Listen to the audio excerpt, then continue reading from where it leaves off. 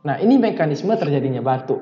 Kita tahu sebelumnya ini merupakan konsep dari renin-angiotensin-aldosteron system, di mana renin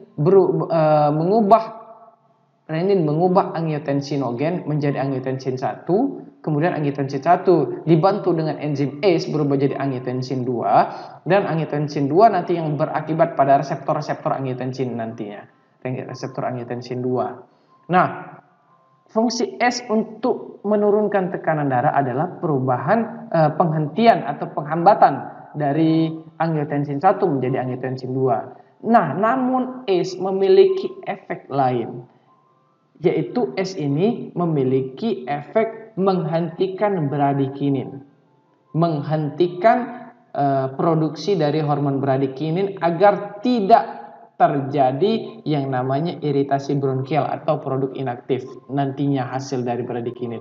Jadi efek S itu sebetulnya efek ganda. Yang pertama, efek S itu adalah untuk melakukan perubahan dari angiotensin 1 menjadi angiotensin 2. Efek S lainnya adalah untuk berperan di bradikinin sehingga bradikinin produknya inaktif atau tidak aktif.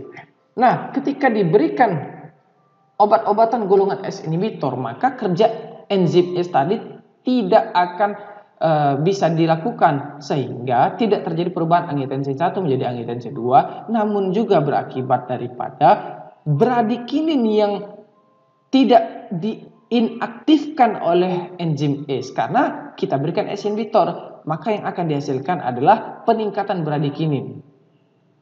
Nah, karena normalnya bradikinin ini harusnya tidak aktif karena pengaruh hormon ACE. Nah, ketika kita hambat akan terjadi peningkatan bradikinin. Nah, ketika bradikinin